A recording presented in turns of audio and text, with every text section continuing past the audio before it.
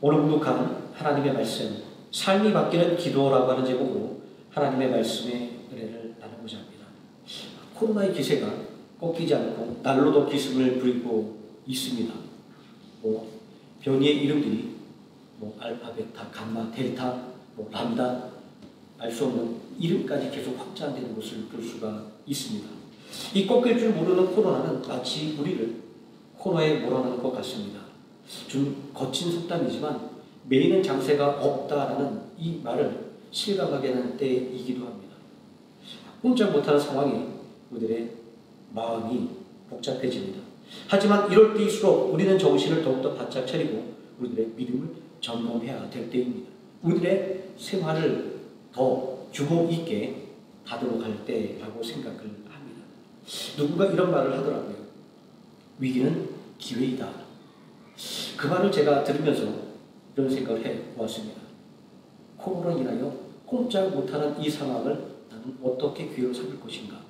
물론 기도와 말씀, 이것은 기본이고, 그래서 저는 그동안 제가 하지 못했던 저희 건강과 그리고 저희 삶을 좀 더 규모 있게 만들고자 이렇게 계획을 잡았습니다.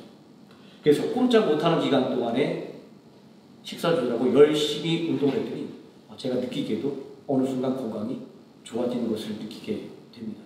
아마 이 코로나 격리 기간이 다 끝나고 교회 와서 저를 보시는 성도님들이 저에게 이런 말씀을 하실지도 모르겠어요. 목사님 격리 기간 동안 더 좋아지셨네요. 목사님 한 번 격리 더 하셔야 되겠어요. 이런 말을 할지도 모르겠습니다. 자, 우리는 이렇게 어려울 때일수록 더욱더 기도하고 우리들의 삶을 점검하는 것이 필요합니다. 그래서 우리는 나와 내 가정을 위해서 기도하고 그리고 교회와 교우들을 위해서 기도하는 것이 필요합니다. 왜냐하면 이 기도는 전능하신 하나님과 소통하는 유일한 도구이며 하나님의 은혜를 받는 유일한 통로가 되기 때문입니다. 8월 9일 월요일 오전 8시 30분부터 온라인으로 아침 기도회를 시작했습니다. 이 온라인 기도회를 시작한 목적은 모이지 못할 때 나태해지는 것을 방지하기 위한 것이기도 하고 또 누군가가 모두를 위해서 열심히 기도하고 있다는 것을 보여주는 것이기도 합니다. 이러한 기도가 굳이 필요한 이유는 무엇이냐면 내가 지치고 낙심하여 기도하지 못할 때라도 누군가는 나를 위하여 기도하고 있다는 것을 통해서 세임을 얻을 수가 있기 때문입니다. 또 나의 작은 기도가 누군가에게 세임을 불어넣을 수 있다라고 하는 그것을 깨달을 수 있기 때문입니다.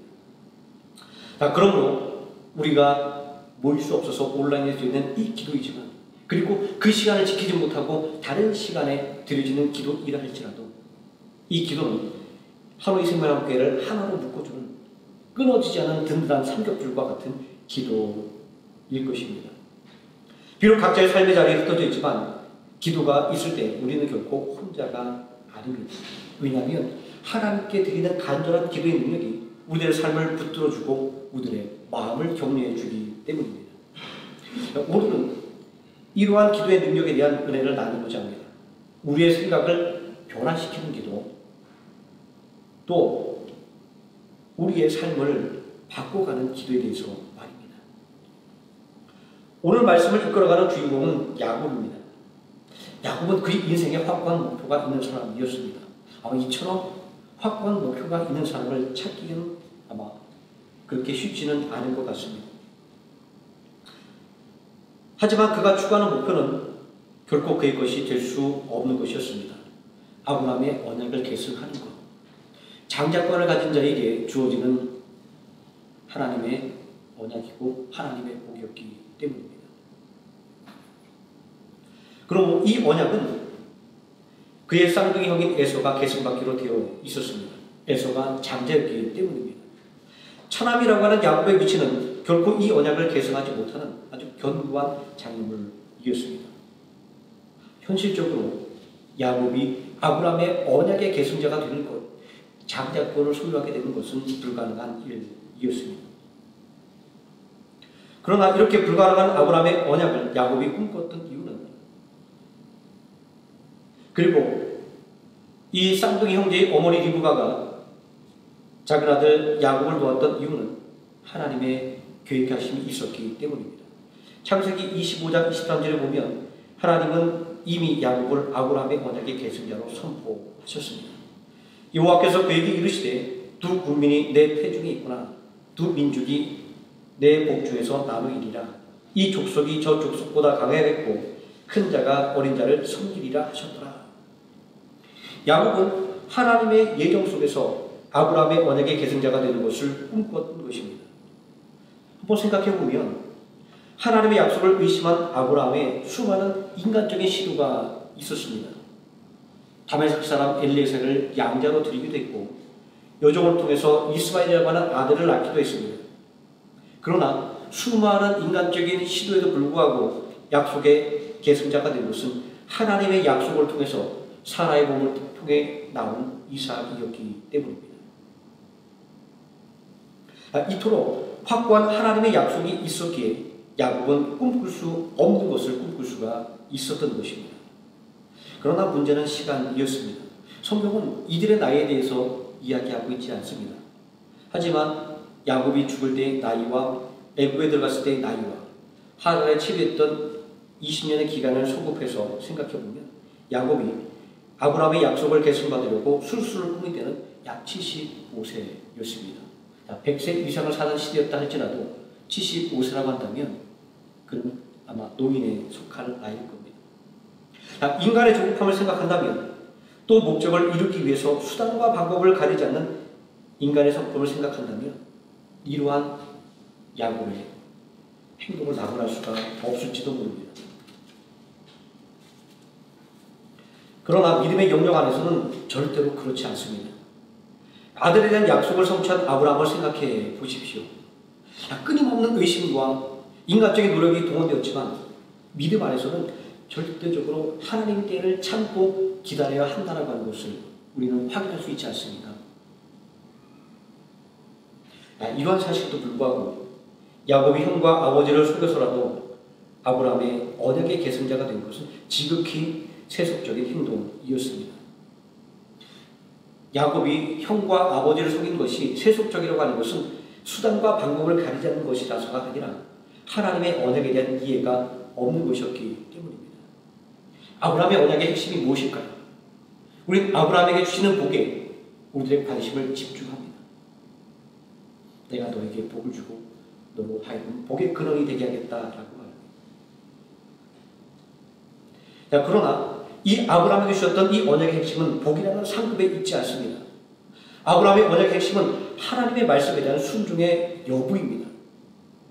이 언약에 있어서 받게 되는 복은 바로 하나님의 말씀의 순종에 대한 보상으로 주어진 것이기 때문입니다.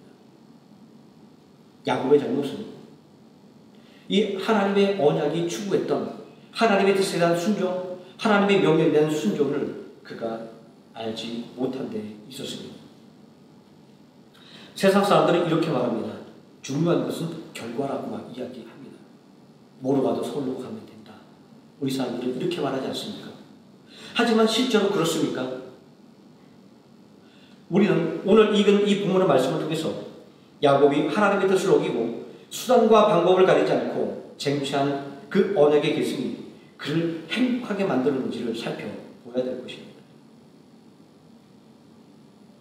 중요한 것은 결과라고 말하는 사람들, 뭐로 가도 서울만 가면 된다고 말하는 사람들, 이 사람들의 말대로 한다면 형과 아버지를 속이고 하나님의 뜻을 무시했음에도 불구하고 야곱은 이 언약의 축복을 누려야만 됩니다.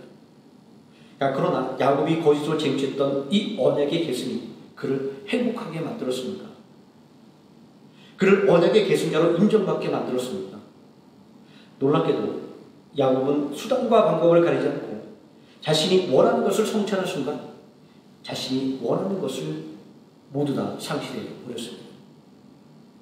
형과 아버지를 속여서 아버지의 축복을 받았지만 그의 삶에 닥친 것은 축복이 아니라 형의 분노라고 하는 저주였습니다. 약속의 땅을 소유할 줄 알았는데 약속의 땅에서 황급하게 도망쳐야만 했습니다.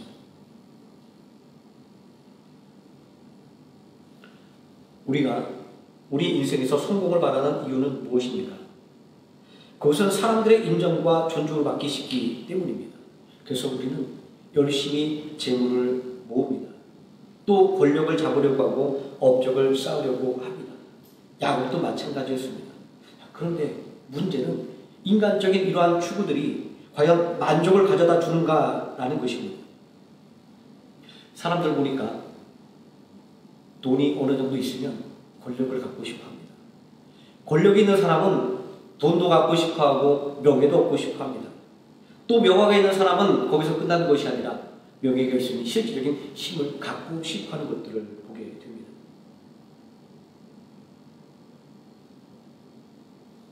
가질수록 만족 없는 우리 인간의 삶을, 우리 또한 인간의 본성을 발견하게 됩니다. 자, 하지만 인정과 존중이라고 하는 것은 나 자신으로부터 나오는 것은 아닙니다. 우리 이렇게 생각하죠. 내가 돈이 많으니까 사람들이 나를 인정하고 존중해 줄 거야. 내가 지위가 높으니까 사람들이 나를 인정하고 존중해 줄 거야. 내가 유명하니까 사람들이 나를 인정하고 존중해 줄 거야. 결국 그렇지 않다는 것을 우리는 너무나 잘 알고 있지 않습니까? 우리는 마음에 들지 않으면 대통령을 할지라도 뒤에서 욕합니다. 대통령이라는 자리가 그저 우리의 인정과 존중을 이끌어내는 그 본질이 아니다라는 것을 우리는 알 수 있지 않습니까? 인정과 존중이라는 이 가치는 나의 안에서 나오는 것이 아니라 타인으로부터 나에게 부여되는 것입니다. 여기에 대한 옛날 이야기가 있습니다. 두 명의 양반이 박상길이라고 하는 백정에게 소고기를 사러 갔습니다. 제가 여러 유튜브들을 보다 보니까 조선시대에 고기 이야기하면 그냥 소고기를 이야기하는 것이었다. 이렇게 이야기하는 것이 생각이 납니다. 한 양반이 먼저 주문합니다. 이런 상기라 고기 한 근만 썰어라. 조금 후에 옆에 있던 양반이 주문합니다. 이복의 박서방 고기 한 근만 썰어주소. 고기를 받고 보니까 옆에서 주문한 사람의 고기 양이 자기 것보다 배나 많아 보였습니다. 자, 먼저 주문한 양반은 화를 내면서 이런 상기라 왜 같은 한 근인데 이렇게 차이가 나느냐고 따졌습니다. 그러자 박상길이라는 백정은 이렇게 대답을 했다고 합니다. 양이 적은 것은 상길이놈이 썰은 것이고 양이 많은 것은 박서방이 썰은 것입니다. 이 이야기 속에서 대접을 받고 싶으면 먼저 남을 그렇게 대접하라는 예수님의 말씀이 떠오르지 않습니까? 야곱의 인생은 하나님의 방법을 생각하지 않고 남을 생각하지 않고 스스로 높아지려고 하는 인생, 스스로 존중받으려는 인생에 어떤 일이 벌어지는지를 적나라하게 보여주고 있습니다. 야곱의 잘못된 방법은 인간관계의 파괴를 가져왔습니다. 형 에서는 야곱의 거짓말을 전부를 파악한 후에 분노하여 야곱을 죽이겠다고 맹세합니다. 야곱은 이 형 에서의 분노를 피해서 20년 동안 타인에서 보내야만 했습니다. 살아가는 그의 가족은 산산조각이 나버리고 말았습니다. 또 야곱은 타향에서 야곱강식과 적자생존이라고 하는 생존의 현장에서 고단한 삶을 살아야만 했습니다. 우리 인생이 이와 같다고 생각합니다. 하나님의 도움 없이도 잘 살 수 있다고 생각하지만 실상은 하나님의 도움이 없으면 우리는 결코 잘 살 수가 없습니다. 내 지혜와 능력이 충분하고 하다고 자부한다 하더라도 말입니다. 우리 삶을 한번 돌이켜 생각해 보시기 바랍니다. 내 지혜와 내 능력이 과연 무엇을 이루어주는가라고 말입니다. 이 고단한 인생 가운데 야곱을 지켜준 것은 무엇일까요? 야곱의 지혜와 힘, 술수가 아니었습니다. 성경의 내용을 차근차근 마음속에 떠올려 보십시오. 삼촌 라반의 술수 앞에 야곱의 술수와 힘은 무력하기만 합니다. 사기 결혼을 하겠습니다. 자고 일어나니까 신부가 바뀌어 있었습니다. 임금 체불을 당합니다. 계약 불이행을 당합니다. 제때 임금을 주지 않고 임금을 줄 때가 되면 또 약속을 바꾸고 또 바꾸고 또 바꾸고. 이러한 인생의 고난 속에서 야곱을 이끌어준 것은 그의 지혜와 힘이 아니라 아브라함의 언약에 대한 소망이었습니다. 우리는 이러한 인생의 아이러니를 야곱에서 발견합니다. 아니, 믿음의 아이러니라고 하는 것이 더 정확하겠습니다.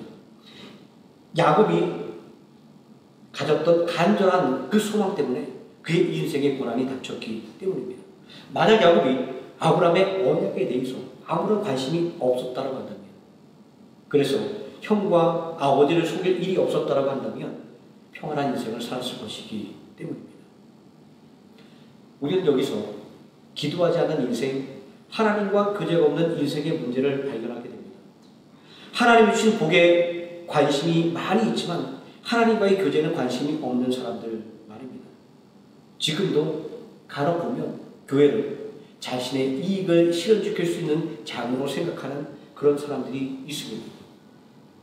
이런 사람들에게 야곱의 실패는 하나님과의 교제가 없다고 한다면 어떤 일인들 이룰 수 있겠는가라고 하는 근본적인 질문을 던져주고 있습니다. 여기서 말하는 하나님과의 교제는 기도입니다. 왜냐하면 기도는 하나님과 소통하는 방법이고 하나님과 소통하는 통로이기 때문입니다. 자, 그러므로 기도하지 않는 것은 하나님과 교제하지 않는 것입니다. 자, 기도하지 않는 이 소통의 부재가 어떤 일들을 제대로 성취하게 만들 수 있을까요? 리브가와 야곱을 보십시오. 리브가는 에서와 야곱에 대한 하나님의 뜻을 알고 있었습니다. 형제가 태중에서 싸울 때 하나님께 기도하는 것을 통해서 큰 자가 작은 자를 섬기리라 하는 하나님의 말씀을 받았기 때문입니다. 자, 그러나 리브가와 야곱은 하나님의 뜻이 이루어지는 것을 기다리지 못했습니다. 하나님과의 교제가 끊어질 때 우리는 이러한 실수들을 하게 됩니다. 하나님께서 일하시는 것을 기다리지 못하는 것은 인생의 한계이며 비극입니다. 왜냐하면 하나님의 뜻이 이루어지는 것을 기다리지 못할 때, 하나님께서 일하시는 그때를 기다리지 못할 때 우리는 지극히 인간적인 생각과 방법을 동원할 수밖에 없기 때문입니다. 아무런 성과를 거둘 수 없는 그런 계획과 방법들을 말입니다. 아브라함과 사라가 그러했고 리브와 야곱이 그런 실수를 저질렀습니다. 그러나 그들의 이러한 실패와 그리고 이러한 잘못에도 불구하고 하나님의 품 안에 있는 사람들에게는 복이 있습니다. 왜냐하면 하나님은 당신의 날개 아래 거하기를 원하는 모든 사람들에게 복을 주시는 분이기 때문입니다. 비록 이방 모압 여인이었지만 하나님 말을 섬기기로 작정하고 홀로 된 시어머니를 공경하는 롯을 향하여 보아스는 이렇게 말하고 있지 않습니까? 룻기서 2장 12절 말씀에 이스라엘 하나님 여호와께서 그의 날개 아래 복을 받으러 온 내게 온전한 상 주시기를 원하노라 하는지라. 하나님의 뜻은 하나님 앞에 나온 모든 사람들에게 복을 주기를 원하시는 것입니다. 이러한 하나님의 뜻을 생각한다고 한다면 믿음 안에서 우리가 행하는 잘못들 그리고 우리가 교회 안에서 이루어지는 실패까지도 아주 귀한 것이다라는 것을 알 수 있습니다.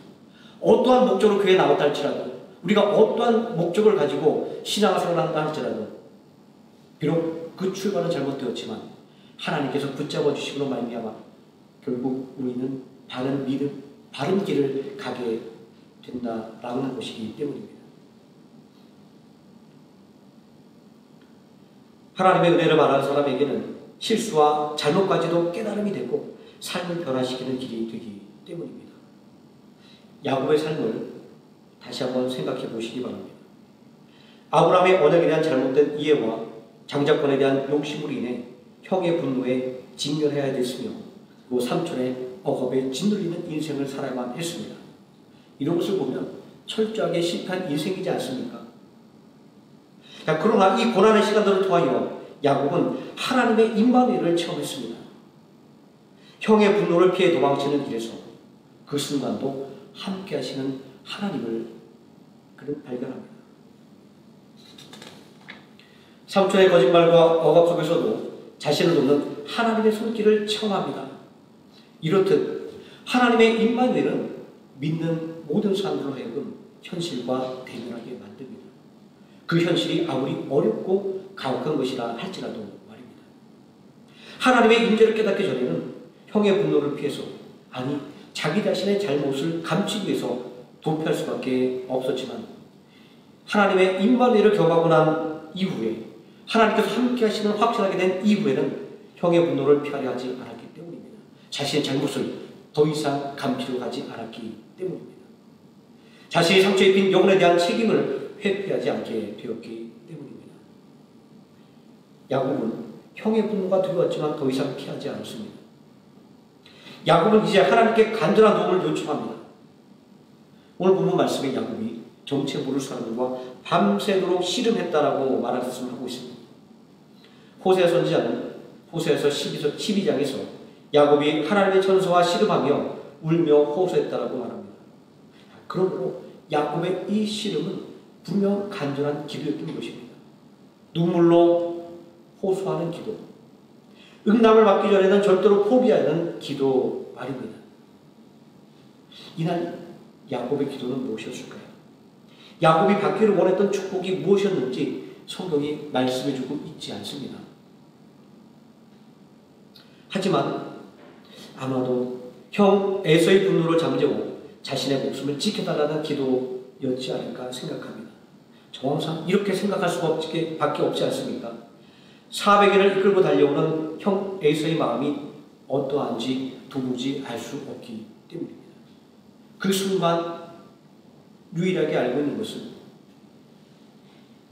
지금 자신에게 달려오고 있는 그 형이 야곱을 반드시 죽일 것이라고 했던, 맹세했던 그 형이라고 하는 그 사실밖에 없었기 때문입니다.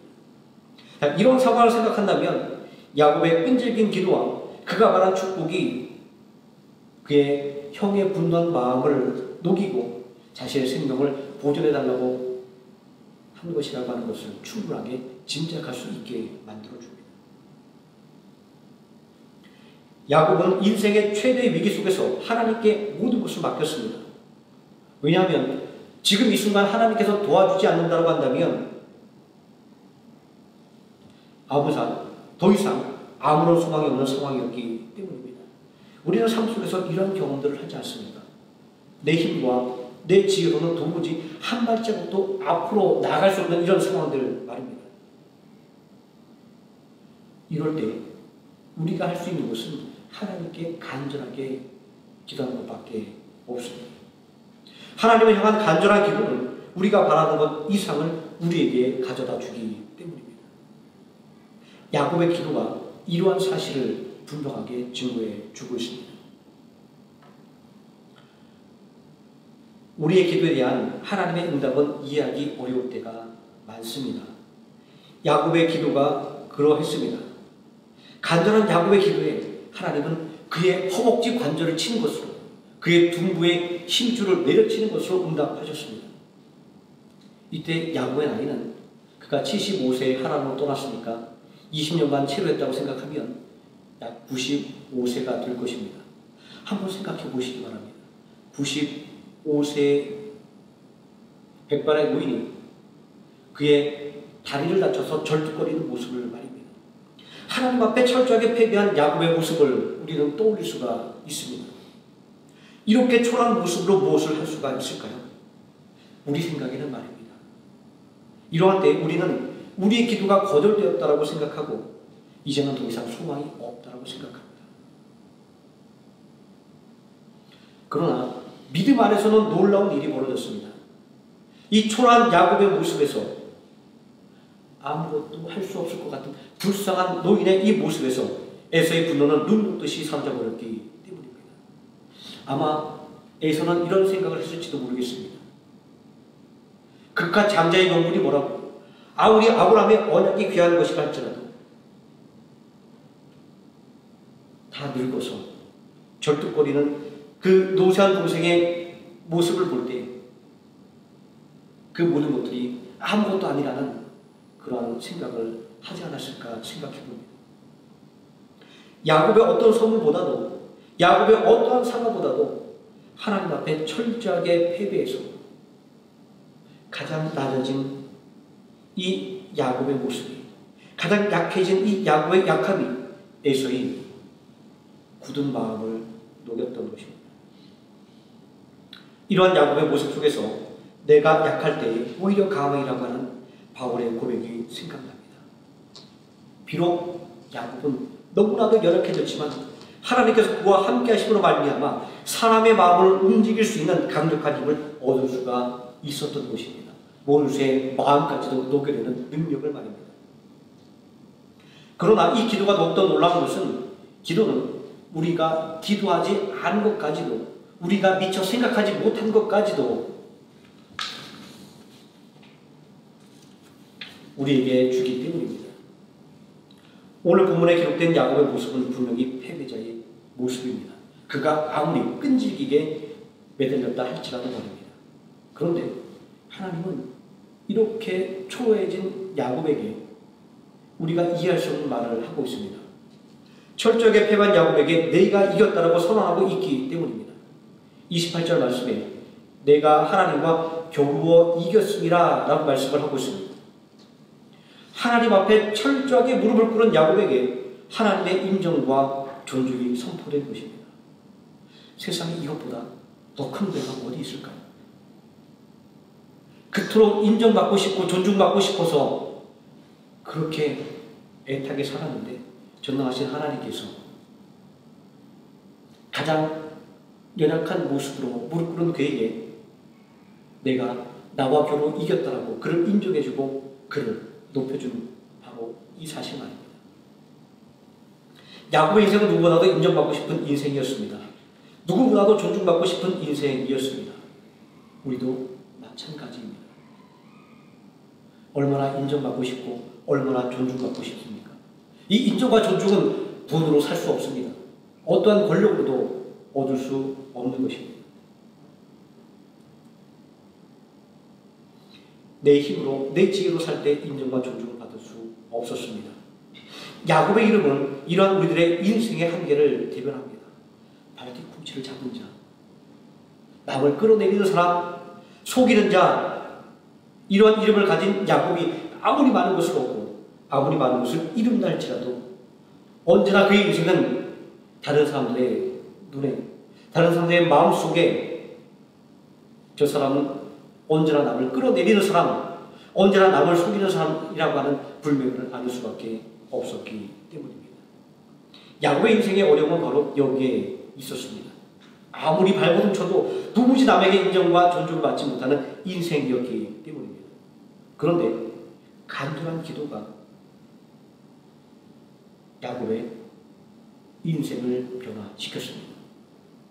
야곱이 간절하게 기도할 때 그의 삶이 변화되었습니다. 하나님은 야곱의 기도에 응답하셨습니다. 내가 하나님과 및 사람들로 겨루 이겼습니다. 이렇게 말씀하고 있지 않습니까? 야곱이 하나님과 겨루어 이겼으므로, 사람들과 겨루어 이겼으므로 그가 그토록 원하던 인정과 존중을 얻게 된 것입니다. 두려움에 찬 야곱에게 이러한 하나님의 응답보다 더 적절한 처방은 아마 없을 것입니다. 야곱의 간절한 기도는 야곱의 삶을 변화시켰습니다. 기도가 그의 삶을 바꿔 놓은 것입니다. 이제 야곱은 더 이상 인간의 욕망이 메인 삶을 살지 않아도 되게 되었습니다. 하나님의 인정과 존중을 받게 되었기 때문입니다. 이제 기도를 통하여 인간의 욕망을 내어버리고 하나님 앞에 무릎 꿇는 삶으로 바뀌게 되었습니다. 인생 앞에 무릎을 꿇을 때 그것이 우리에게 수치가 되지만, 그러나 전능하신 하나님 앞에 우리가 무릎을 꿇을 때는 그것이 우리의 영광이 됩니다. 왜냐하면 하나님께 무릎 꿇을 때 하나님께서는 우리를 일으켜 세워주시기 때문입니다. 야곱이 하나님 앞에 무릎 꿇을 때 하나님은 야곱에게 더 이상 속이는 자, 남을 끌어내린 자라고 하는 수치스러운 이름이 아니라 하나님의 인정과 존중이 담긴 이스라엘, 하나님과 및 사람과 겨루어 이긴 자라고 하는 명예로운 이름을 그에게 준 것을 생각해야 됩니다. 하나님과 겨루어 이긴 자, 놀랍게도 이것은 하나님 앞에 철저하게 패배하여 항복한 사람에게 주어진 이름이었습니다. 이 이름이야말로 하나님 말을 의지하는 사람들, 하나님을 붙잡고 기도하고 하나님과 끊임없는 소통하는 사람을 하나님이 어떻게 돕는지를 잘 보여주는 이름입니다. 야곱이 간절한 기도로 하나님을 의지하니 파괴된 인간관계가 다 회복이 되었습니다. 야곱이 간절한 기도로 하나님을 의지하니 진정한 아브라함의 언약의 주인공이 되었습니다. 하나님을 향한 이 간절한 기도가 있으므로 야곱은 앞으로 남은 인생 가운데 수없이 많이 넘어지고 실패를 경험했음에도 불구하고 언제나 인정과 존중을 받는 전적으로 아브라함의 약속의 성자로서의 삶을 살아갈 수 있었던 것을 우리는 성경을 통하여 확인할 수가 있습니다. 이처럼 기도는 우리들의 삶을 변화시켜줍니다.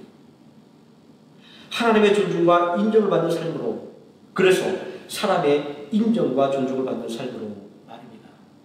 기도하시겠습니다. 전능하신 아버지 하나님, 인생의 술수로 또 자신의 지혜와 계획으로 사람들의 인정과 존중을 얻으려고 발버둥쳤던 야곱이라고 하는 우리 인생의 모습을 보게 됩니다. 그러나 그가 인생의 위기 가운데 전능하신 아버지 하나님 앞에 철저하게 무릎 꿇고 항복하였을 때 그가 그토록 얻기 원했던 인정과 존중을 얻게 된 이 믿음의 사실을 오늘 말씀을 통하여 발견합니다. 오늘 우리가 어떤 삶을 추구해야 하며 우리가 무엇을 해야 하는지 양보를 통하여 깨닫게 됩니다. 우리의 힘과 지혜가 우리의 삶을 변화시키는 것이 아니라 우리의 힘과 지혜가 우리를 인정받게 만들고 존중받게 만드는 것이 아니라 전능하신 하나님 앞에 무릎 꿇고 간절하게 부르짖는 우리의 기도가 우리를 하나님과 사람에게 인정과 존중받게 만들며 우리를 하여금 참된 인생을 살아갈 수 있는, 변화된 삶을 살아갈 수 있는 통로가 된다는 사실을 깨닫습니다.